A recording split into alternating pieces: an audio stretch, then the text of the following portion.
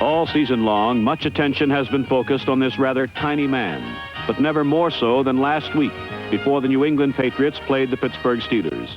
For Mac Herron, along with quarterback Jim Plunkett, is nearly all that remains from the brilliant team that began the NFL season with 5 consecutive wins. 3 of them upsets over Miami, Minnesota, and Los Angeles. But the 3 victims will be in the NFL playoffs. New England, the victor, will not. A massive epidemic of major injuries has devastated this club. New England has dropped 6 of their last 8, and last week's defeat against the Steelers came as no surprise.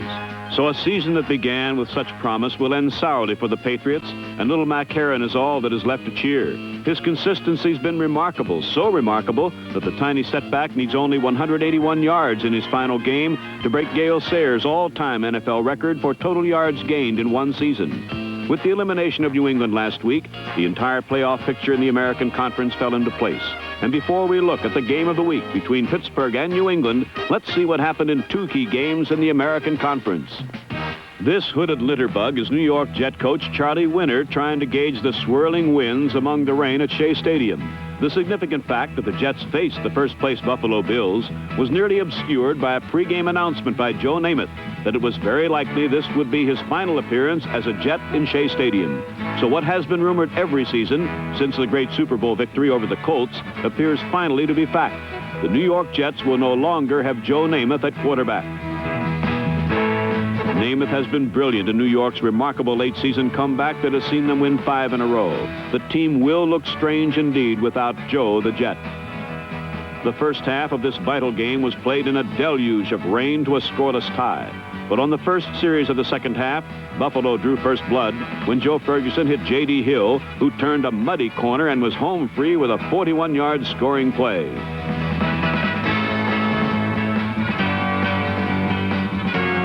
Rain had abated somewhat, and the passing game was a bit more practical than it had been earlier. Soon Namath and the Jets were on the boards when Rich Castor got behind Neil Craig, and New York had a tie.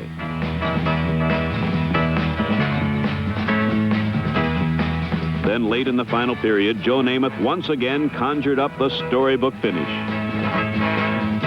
Despite the wind, he lofted a long pass that was somehow caught by Jerome Barkham.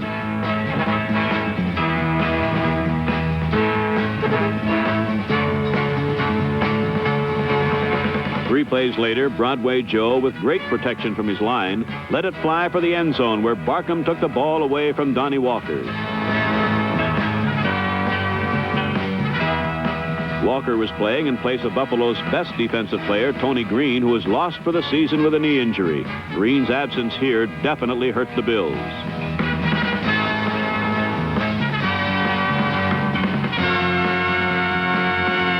The game was salted away for keeps several plays later when Ferguson tried to go to O.J. Simpson. The pass hit his knee, bounced into the hands of linebacker Ralph Baker, and the 11-year veteran chugged through the mud 67 yards.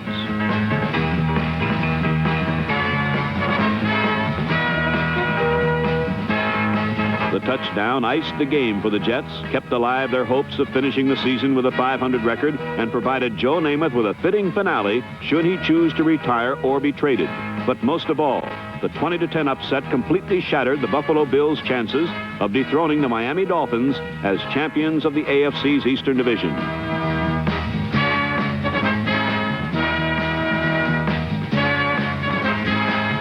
While Buffalo was losing, Miami was winning, though not easily, against Baltimore. After a patented field-length drive, Bob Greasy hit Howard Twilley for the first score of the game.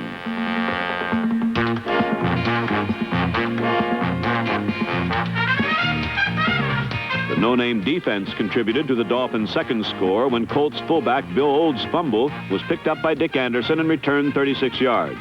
This set up a Larry Zonka touchdown that, along with a field goal, brought the Dolphins' point total to 17 for the day.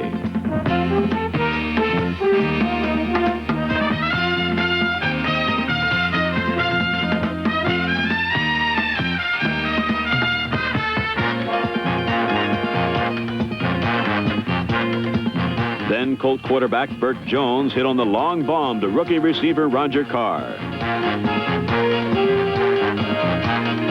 It put the ball on the Miami 7, but Baltimore couldn't get it in 4 tries against the no-name defense.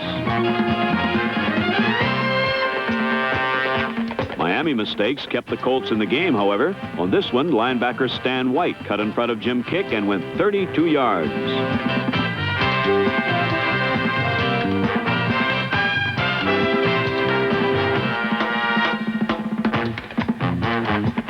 On the very next play, Bill Olds swept left and broke free for 34 yards to the Miami 4.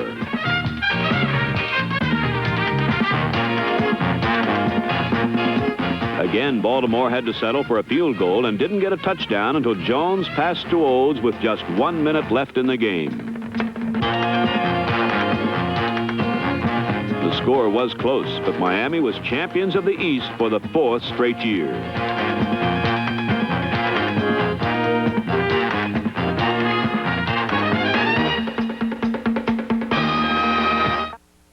Schaefer Stadium, over 52,000 loyal fans gathered for the Patriots' swan song.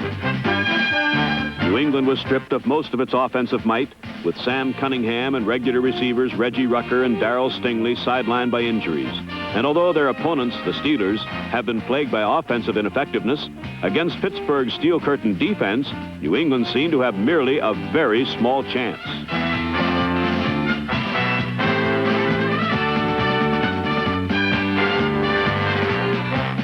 So, with a division title and a wild card spot in the playoffs up for grabs, a lot was on the line in the NFL Game of the Week. The Pittsburgh Steelers versus the New England Patriots.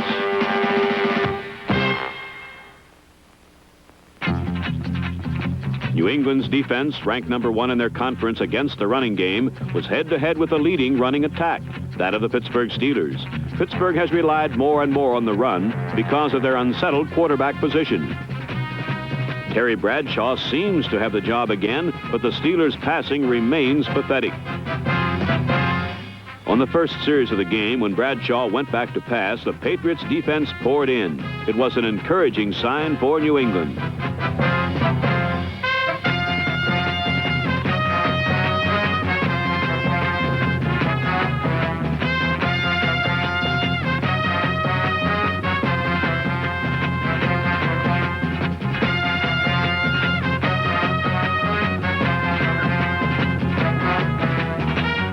On the Patriots' first possession, Plunkett had excellent protection and completed a pass to Randy Bataha, New England's lone remaining receiver of any note. It went for 21 yards. His fumble was after the whistle had blown the play dead. Next, Mac Herron began his assault on Gale Sayers' total yardage record with an 11-yard burst through the right side.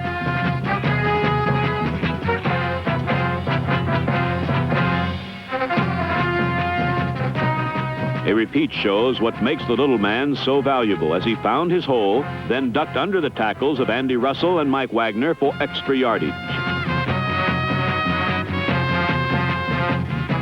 The season has taken its toll on Herron, who is feeling the effects of being without Cunningham in the backfield.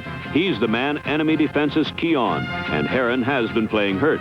Of course, he gets maximum exposure to injury because of his play on the special teams that go along with his duties as a starting running back. Herron had taken the ball down to the 17, and Jim Plunkett came right back to him, slanting over the middle for a diving touchdown.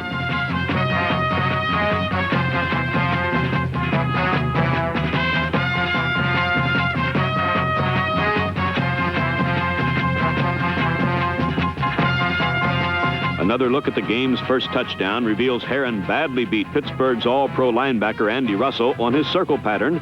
Then thirst for the end zone did the rest.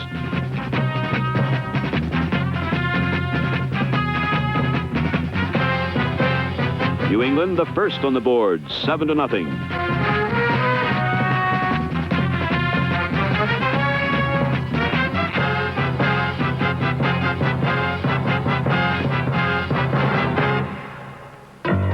For Pittsburgh to win, it would have to move on the ground. And on the next series, Franco Harris burst through the left side for 25 yards. This was a bad omen for the Patriots, for the key to this game, as coach Chuck Fairbanks was aware, was how well their defense could handle Franco Harris. Despite the long run, the Patriots' defense held Pittsburgh and forced them to punt, ending the threat.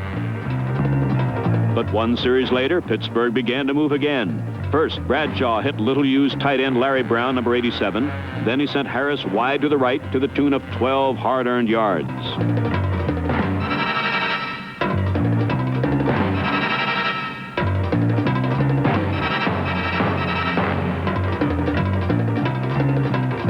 That was as far as Pittsburgh got, however, and as the second quarter began, Roy Gerela kicked a 40-yard field goal for Pittsburgh's first score.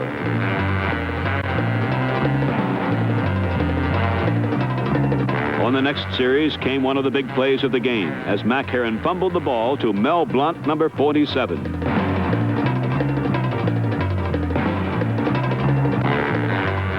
The Steelers had a huge break at the Patriot 19, and their strategy was simple: give the ball to Franco.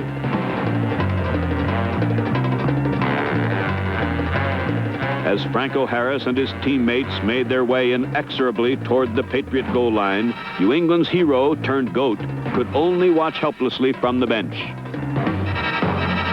As the Patriots' goal line defense dug in to try to stem the onslaught, Terry Bradshaw called the signals that would put in motion a play everyone expected: the give to Franco Harris. That, it was no surprise, mattered not at all. Harris scored anyways. The extra point was missed, but Pittsburgh took the lead for the first time today. On the next series, Pittsburgh again stopped Herron when Andy Russell blitzed him for a loss of 5 yards. And for the veteran linebacker, it was sweet revenge for being victimized by Herron earlier in the game. This set up a punt by Dave Chappell, but his effort was good for only 16 yards past the line of scrimmage to the 29.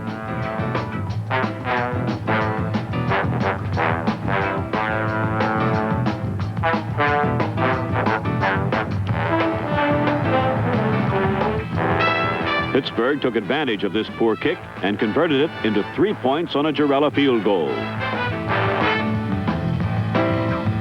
Pittsburgh increased its lead to 5 points. The Steelers soon got the ball back again when Jim Plunkett's attempt over the middle was intercepted by Jack Ham.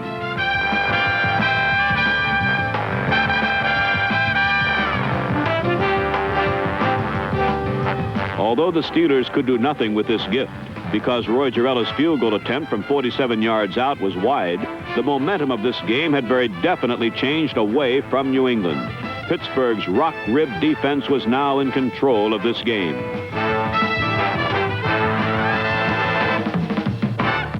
Following the missed field goal, New England benefited from a holding call against Pittsburgh, and then from the Patriots' 47, Plunkett loosed this lightning, which came to earth 48 yards later in care of Mac Herron.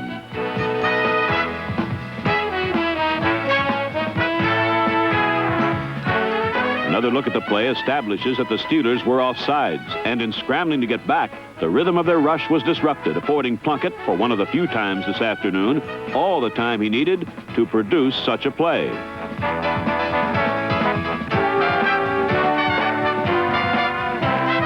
But there the steel curtain descended right on New England's necks, and the Patriots were left squirming 3 yards shy of satisfaction. After this desperate third down scramble, the New England had to settle for 3 off the instep of Englishman John Smith, making the halftime total Steelers 12, Patriots 10, and still anybody's ball game.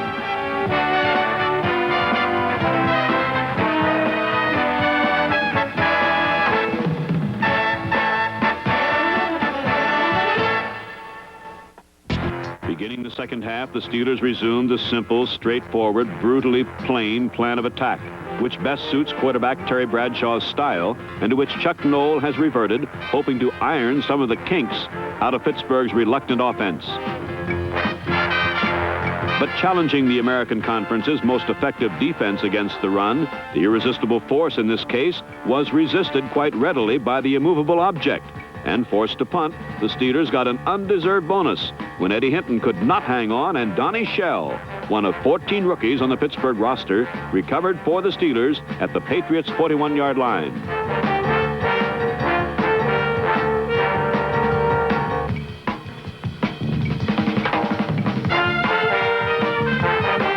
Eschewing the run now, Bradshaw found Frank Lewis curling open in the New England zone 25 yards downfield.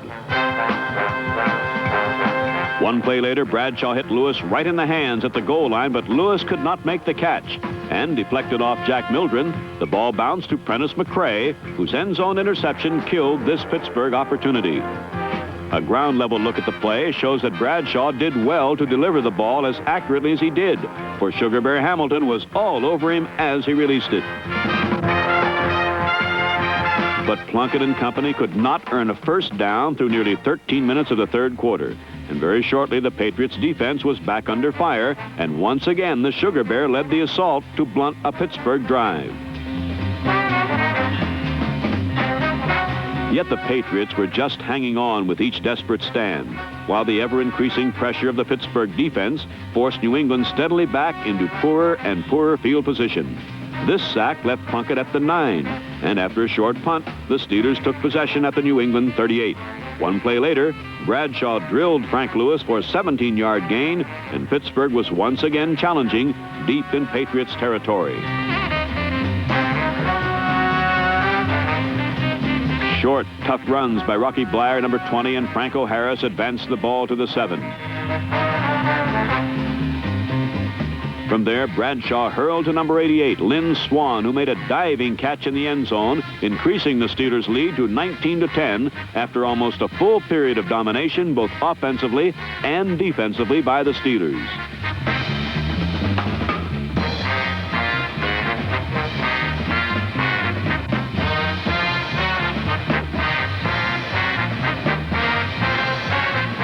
The damage might have been much worse in the third quarter, and the Patriots' youthful head coach, Chuck Fairbanks, knew it. But he knew, too, that even this 9-point disadvantage could be beyond the call to courage of his proud but bruised and weary bunch. Tensely, New England fans, accustomed now to their Patriots' fourth-quarter flourishes, shifted forward in their seats, awaiting the spark that would set their heroes free from this damnable, suffocating Steelers defense. While across the way, Joe Willie Gillum warmed up unexpectedly, perhaps signaling a change in Steelers' strategy, but more likely a worsening of pain in Terry Bradshaw's sore ribs. And the fans at Foxborough waited, hushed, to see if this change of quarterbacks would catch their hard-pressed defense out of adjustment. But Gillum's entrance into the game brought no new wrinkles to the Pittsburgh attack, and the Patriots' defense continued to hang tough.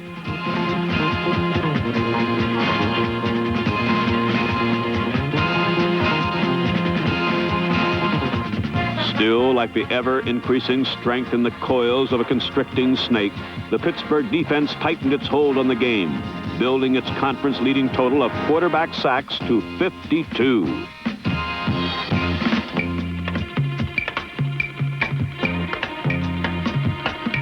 The Patriots bench watched with the fascination that only something horrible can command, so menacing was Pittsburgh's defense. At length, after an exchange of punts, the Patriots were driven back to their own 1-yard line. And on third down, the high-pressure Pittsburgh defense squeezed the Patriots till they popped as L.C. Greenwood decked Jim Plunkett in his own end zone, increasing the Steelers' lead to 11 points and putting the Patriots 2 touchdowns away from victory, now midway through the last quarter.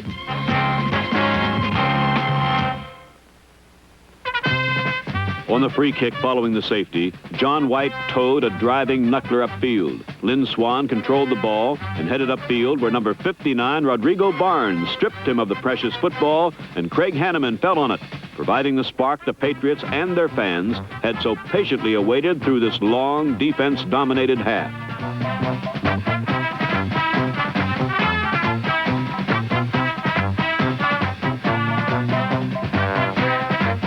And though Pittsburgh's steely D was not to be cheated of victory this day, neither were the proud, much-improved Patriots to go down without exhausting themselves, their fans, and the Steelers to the marrow.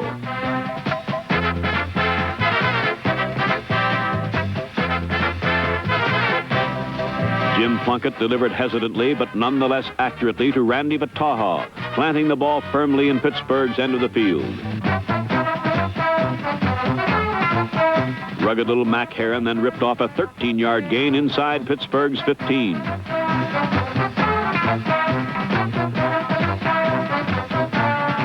Plunkett then caught tight end Bob Adams with a look-in to the 7.